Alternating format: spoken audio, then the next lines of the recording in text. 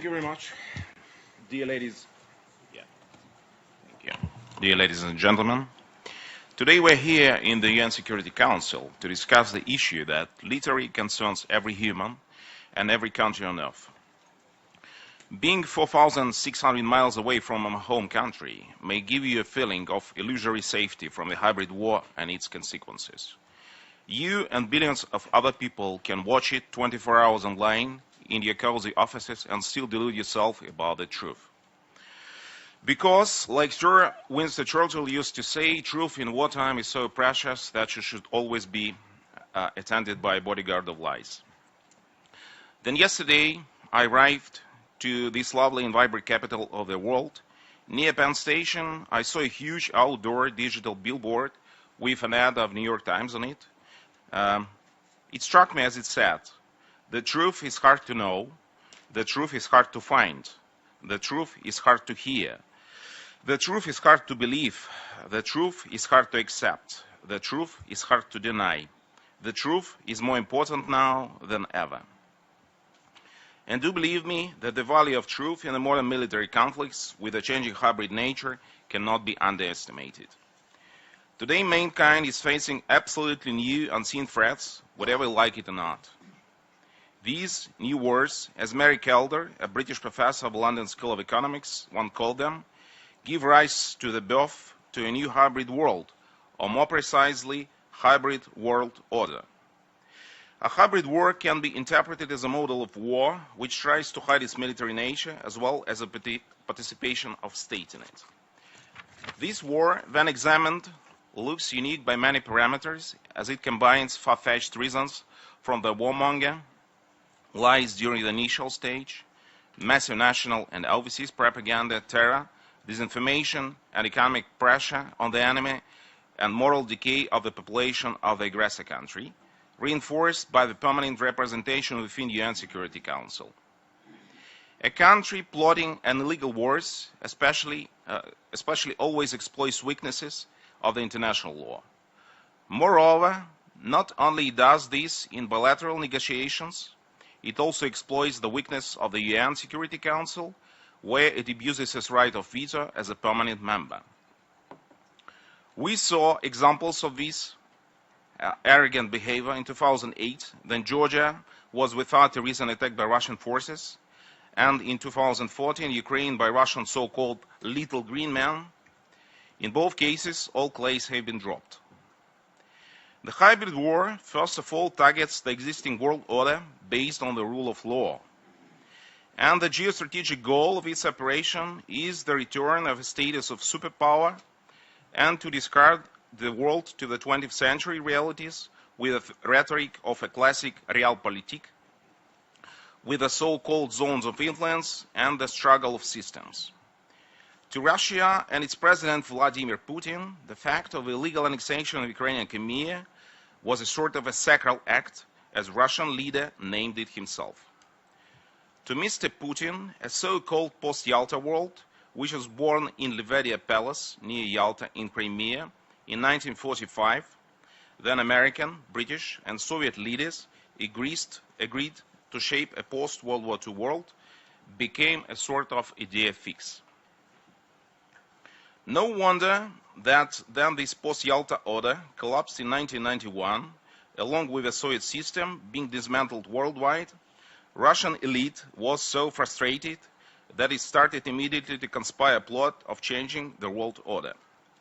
Mr. Putin claimed it himself in 2010 then that the disintegration of the Soviet system was a personal tragedy to him, and I quote him here, "Who does not regret the collapse of the USSR? He has no heart." From this perspective, events in Ukraine in 2013-2014, then corrupted regime of Viktor Yanukovych was ousted, were a personal trauma to Vladimir Putin. In his view, what started in Crimea during 1945 Yalta Conference was terminated by Crimea annexation nearly 70 years after. In a recent article at The Guardian, Ukrainian Foreign Minister Pavlo Klimkin correctly pointed out that, I quote him here, reversing the breakup of the Soviet Union and restoring the Russian Empire have now become an obsession for the Kremlin. Mr. Klimkin also focused on three main pillars to understand what motivates Russia. The first thing is so-called Ruski Mir, Russian world, a philosophy that dates back to the Soviet time, and central to it is the belief that Ukraine is a part of Russia. The usage of hybrid warfare led Moscow not only illegally to annex Crimea and invade Donbass with its proxies, but it also set eyes on other former Soviet republics and satellites seeking to destabilize and divide the transatlantic alliance. Ruski Mir, as a starting concept for Russian intervention, can be even perceived quite naturally and somehow attractive for groups of population of former Soviet republics and some Eastern European countries. Second, hybrid warfare cleverly combines military aggression with a sophisticated propaganda, the manipulation with elections, and even attempts of coup d'etat. With annual budget for domestic and international propaganda reaching $1.5 billion, Kremlin easily spends only for the worldwide TV station Russia Today about $220 million per year and $120 million for the RIA Novosti. Brand new information war tools serving Russian geopolitical interests also include sophisticated troll factories in city Olgina near St. Petersburg in Russia. Third, says Paul Klimkin, Russia cannot be trusted as Kremlin respects only power and should only be negotiated with from a position of strength and international solidarity. It also should be clear that a new hybrid world order, or as the former National Security Secretary of Ukraine, Vladimir Harbulin, named it, a new hybrid world disorder that we see is being built before our very own eyes is not a transit state, but is a new reality. A reality where Russia or other countries promoting hybrid warfare cannot be judged from a normal point of view. Hybrid war cannot be seen as a U-turn towards the Cold War, as it replaced it along with the new conflicts. At the same time, the hybrid warfare is not static, and it has developed significantly during the last 3 years. The most important thing worth mentioning is that the new forms of conflict, unlike it used to be in the bipolar world, have unclear, chaotic, and multiple character. Hybrid war also means that international law also becomes hybrid in a sense. This theory is generally thought to have reached its apotheosis in the report of the Chief of General Staff of the Armed Forces of the Russian Federation, the General Valery Gerasimov, at the joint meeting of the Academy of Military Science of the Russian Federation in January 2013 in Moscow. In this report, General Gerasimov gave detailed analysis to the Western military experience in the Middle East and Europe, particularly addressing so-called color revolutions in the former Soviet countries. He stated that in many cases non-military methods were much more efficient than the traditional military ones and moved the focus of new wars toward the massive use of humanitarian, informational, and economic instruments oriented to activation of protest potential amongst people of the countries targets of this hybrid war. Particularly, so-called new wars are based on delusion of the frames of traditional warfare in the First and Second World Wars, which the world faced in the 20th century. The low-intensity conflicts, according to Mary Keldor, are characterized by delusion of the line between an organized crime and a large-scale violation of human rights. In contrast to such high-intensity wars as Vietnam War with participation of the USA or Afghan War with participation of the USSR, the new wars are notable of mixing the notion of public and private, civil and domestic political conflict. In the low-intensity conflicts, besides the regular army, three main types of regular armed forces always take part. These are military units, usually controlled by one person, as an example, Crimean self-defense of Sergei Aksyonov, groups of contractors like Russian Cossacks in Crimea and Donbass, and local security forces who change the sides during conflict. Rebel separatist movements, according to the contemporary theory, often resemble social organizations with no vertical structure. That's why they rather look like hybrid network, but not like regular units. The important elements of the said movements are former or present members of the criminal organizations.